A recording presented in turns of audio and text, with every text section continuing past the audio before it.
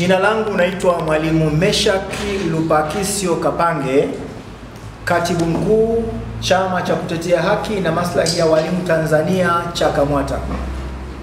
Chama cha Kutetea Haki na Maslahi ya Walimu Tanzania CHAKAMWATA leo kinajitokeza mbele ya umma wa walimu na umma wa Tanzania wote kwa ujumla baada ya miaka 6 na mwezi mmoja wa kutokuonekana hadharani, na tunakuja kwa lengo moja tu la kuambia walimu na Watanzania wote kwamba chama cha CHAKAMWATA kimerudi kazini, usajili wake umerejeshwa kwa amri na hukumu ya mahakama ya rufani.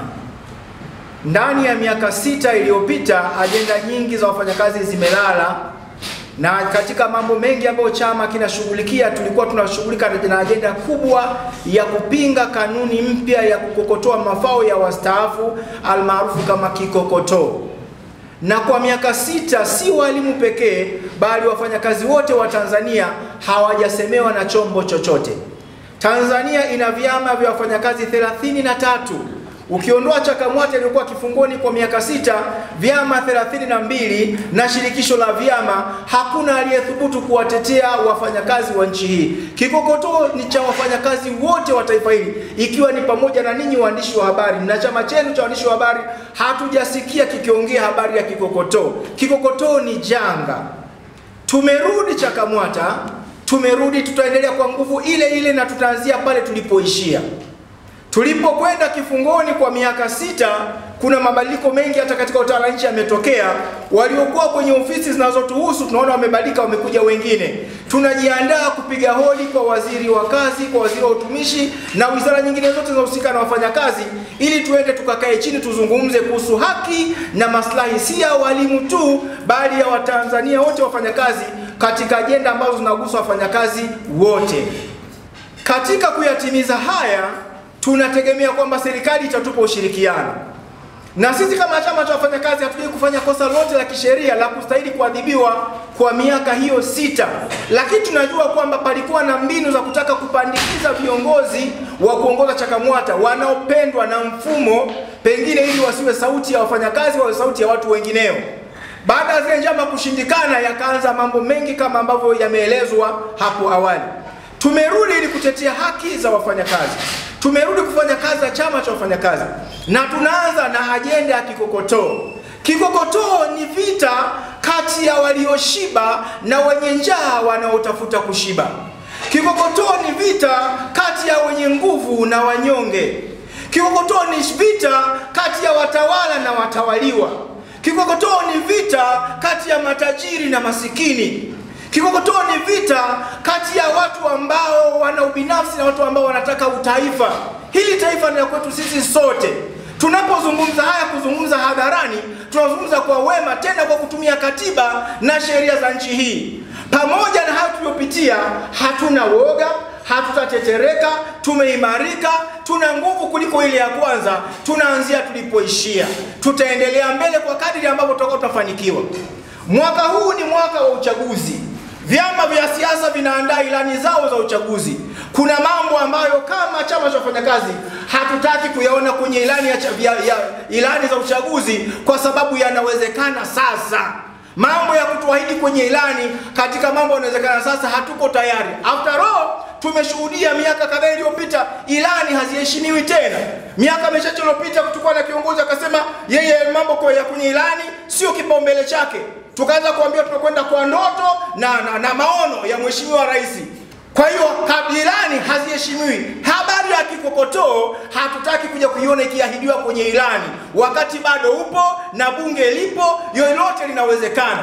Watu wamekuwa kidanganywa kwamba zimerekebishwa kanuni, imepandishwa. Hebu tuambie hivi, kama wewe ni mfugaji, ulikuwa na ng'ombe wako mkubwa, umedhulumiwa ng'ombe kabakia mbuzi, alafu unaambiwa mbuzi ulipewa pembe, ulikuwa unapewa pembe na kwato, sasa unaongezewa na mguu mmoja afu unashangilia wakati ule ng'ombe hayupo. Au kama wewe ni mkulima, ulikuwa na gunia la debe 6, umepokwa debe 4, zimebaki debe 2, unaambiwa sasa utapewa robo au nusu ya debe 2, unashangilia. Tunataka gunia la debe 6, tunamtaka yule ng'ombe wetu mzima nzima ndio tumjadili tunataka posheni gani ya hiyo debe ya gunia ama posheni gani ya huyo ng'ombe. Tunaanza na ajenda hiyo, na tunaomba tusiahidiwe kwenye ilani zinazoandaliwa sasa kwenda kwenye uchaguzi mkuu, kwa sababu hayo yanawezekana sasa.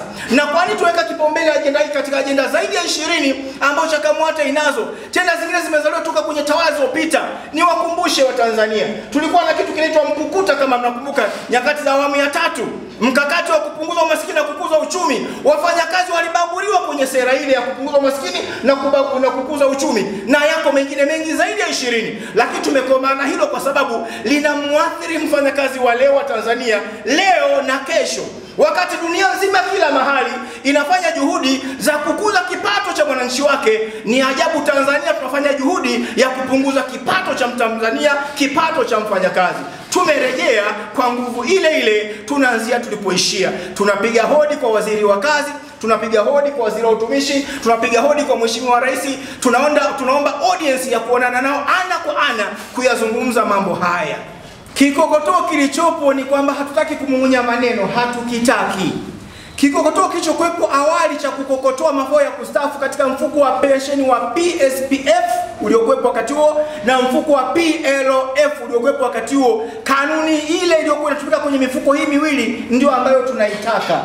Kanuni hii iliyokuja tulishawahi kuizungumza kwa mara ya kwanza kuhusu kokotoo. Tuliongea na vyombo vya habari tarehe 13 mwezi wa 12 2018. Wiki mbili baadaye tarehe 28 mwezi wa 12 2018, Rais hayati Magufuli akaitisha kikao Ikulu kwa mara ya kwanza, kikao ambacho kilitambua vyama ambavyo viko nje ya shirikisho la TUCTA ili kujadili kikokotoo hicho, na Magufuli akakipeleka likizo kipumzike kwa miaka 15, kwa miaka 5 kisianze kazi, kichunguzwe tena. Lakini Mwenyezi Mungu akafanya aliyofanya. Miaka 5 kabla ya kuisha, mzee Magufuli akatutoka, amekuja Rais Samia, wakamrubuni, wakamdanganya, akakiwaisha mwaka mmoja kabla hakijatimiza miaka 5 ya kutafakariwa. Na ndani ile miaka iliyokuwa imepumzishwa hakikufanyiwa kazi. Tulikwenda wizara ya ofisi ya waziri mkuu, wizara ya kazi, ajira, vijana, watu wasiokuwa na ulemavu, kuzungumza nao. Katibu mkuu akasema hatuna intention hiyo, hakuna mchakato wote unaendelea bungeni wa kurekebisha hiyo kanuni. Hiyo kanuni inapunja mafao ya mfanyakazi wa nchi kwa 63%. Yani katika shilingi 100 za pensheni yako zimeondolewa shilingi 63, umebaki na shilingi 37. Hizo ndo anazungumza kwamba sasa tuchukue nusu, asilimia 33, asilimia 25 ya hicho kidogo kiduchu kichobakia. Hatutaki hiyo kanuni. Yani hatutaki kumung'unya maneno. Hatutaki hiyo kanuni. Tunataka ile ya awali ya PSPF na LYPF irudi. Lakini pia tuliomba tuwe na mjadala wa kitaifa. Kwa kuwa CHAKAMWATA tumerudi, tutajaribu kuorganize kuwa na mjadala wa kitaifa. Tuitisha watu mbalimbali, fani mbalimbali, wasomi mbalimbali wa nchi. Tunashukuru wazee wa taifa hili bado wapo. Kina mzee Msuya bado wapo, kina mzee Sumaye bado wapo, kina mzee Warioba bado wapo. Tutawaalika tuwe na mjadala wa kitaifa wa nchi kuzungumza kwa nini tunafanya harakati za kupunguza kipato cha mwananchi wakati dunia nzima inafanya harakati za kuongeza kipato cha mwananchi wake. Sheria ya ajira na mahusiano kazini inatoa sifa za mtu anayestahili kuwa katika wanachama wa chama cha wafanyakazi, na inaeleza wazi kwamba mtu yeyote aliyehitimu mafunzo ya taaluma fulani, hata kama hana ajira, anazo sifa za kujiunga na chama cha wafanyakazi. Hao walimu wasiokuwa na ajira neto wanapaswa kuwa katika vyama vya wafanyakazi, lakini kwa hiari yao, si kwa kulazimishwa, kwa mujibu wa Katiba ya Jamhuri ya Muungano wa Tanzania. Wakiona kule neto inakuwa ni threat kwao kufanikiwi, tunawakaribisha CHAKAMWATA. Hata hivyo tuna provisions za miongozo ya nyaraka zetu kwamba wanakiongozwa na sheria yenyewe iliyotungwa na Bunge, wana sifa za kuwa wanachama wa vyama vya wafanyakazi. Kwa hivyo tunapotia maslahi haya, tunatetea hata hao ambao hawajapata ajira. Sisi tuko kwenye ajira leo, hakuna anayejua nini atamkuta kesho, ataondoka kwenye ajira, lakini bado atakuwa na sifa za kuwa kwenye chama cha wafanyakazi. Walipokuwa wanakisumbua CHAKAMWATA, wametufukuza hata kazi.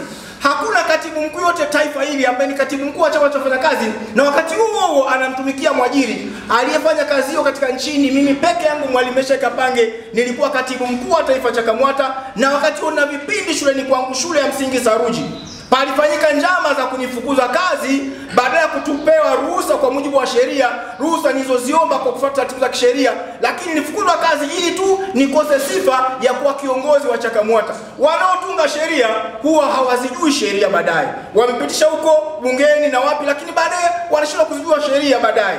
Kwa hivyo ukiwa nje ya chama, nje ya ajira, unazo sifa bado za kuwa kwenye chama cha wafanyakazi. NETO wakisumbuliwa kwamba wasajiliwe, watasajiliwa kama nani? Chini ya wizara ipi? Kokote watakwenda kusajiliwa watakuwa ni NGO na watakosa sauti ya kuongea mambo ya ajira. Ili waongee mambo ya ajira watakuwa kuwa katika trade union. Chama cha CHAKAMWATA tangu mwanzo kimekuwa kinatetea hata hao ambao hawako kwenye ajira pamoja na walioko kwenye ajira. Kwa wale NETO tunawakaribisha wakiona vema kwa uhuru wao, kwa mtu mmoja mmoja, kwa jumuiya yao vizuri, kwa umoja wote wakiamua, CHAKAMWATA kinaweza kuwa ni mahali salama pa kuaddress issue zao, na kupitia CHAKAMWATA patakuwa ni mahali salama pa kutafuta audience ya kukutana na hizo mamlaka za serikali, na pengine hawatakuwa wao peke yao, watakuwa pamoja na sisi. Chama cha kutetea haki na maslahi ya walimu Tanzania, CHAKAMWATA, tumerudi upya. Malengo yetu ni yale yale. Malengo yetu ni yale yale na mengine ambayo tutayaongezea. Jambo letu la kwanza ni kutetea haki na maslahi ya walimu Tanzania, CHAKAMWATA. Hilo ni jambo la kwanza, kama ambavyo jina la chama lilivyo. Lakini pia kazi yetu kubwa tulionao ni kuitafuta haki ya walimu wanachama wa CHAKAMWATA ambao imepotea ndani ya miaka 6. Kuna wanachama wetu wengi sana ambao wameondolewa kwenye makato ya chama cha kutetea haki na maslahi ya walimu Tanzania, na haki hiyo wameitafuta. Kwa kuwa tulikuwa tumefungwa mikono na miguu, basi ilikuwa ni kazi ngumu mno kutetea haki ya hao walimu. Tutaanza na hilo. Tutatetea hao walimu ili haki yao ya chama chao iweze kurudi. Tutakuwa na mambo mengi sana ambayo pia tutahitaji kuhakikisha kwamba chama kinarudi kwenye ule msingi wake halisi wa kutetea haki na maslahi ya walimu wa CHAKAMWATA Tanzania na wasio wanachama CHAKAMWATA. Ikumbuke kwamba chama hiki hakitetei tu walimu wanachama CHAKAMWATA, kinatetea walimu wa Tanzania nzima, kwa sababu ni chama cha walimu. Kwa hiyo hatupo kwa ajili ya kutetea maslahi ya walimu wanachama wetu tu. Tunazungumza kwa niaba, lakini tunazungumzia na kutetea walimu wa nchi nzima. Kwa sababu tukizungumza swala kikotoo linawagusa walimu na wasio walimu, ili mradi ni watumishi wa nchi hii, kinawagusa kikotoo. Ndio maana tulizungumza siku hiyo. Kwa hiyo tukiwa tunazungumza masuala yanayohusu walimu, manake tunazungumza masuala yanayohusu walimu wote wa nchi hii. Tuna mambo mengi ambayo pengine mengine tutazungumza leo, na tutawaiteni tena waandishi wa habari kwa ajili ya mambo mapya zaidi kuliko haya ambayo tunazungumza leo. Kwa hiyo tukisema tuchambue yote, hatutaweza kumaliza leo. Vinginevyo tungekuwa na masaa labda 5.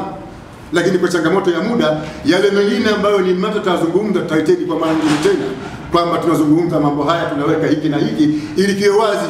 Sisi ni chama ambacho tutafanya kazi kwa uwazi sana. Hatutakuwa na usiri wowote. Na ndio maana leo tumekaa kwa kikao cha kwanza cha bajeti ya mwaka 2025 ni cha wazi kabisa. Na mambo yetu yote, hakuna jambo ambalo litajificha. Ninaitwa Mwalimu Ipyana Jackson Kabuje, mwenyekiti wa chama cha kutetea haki na maslahi ya walimu Tanzania. Nawashukuru sana.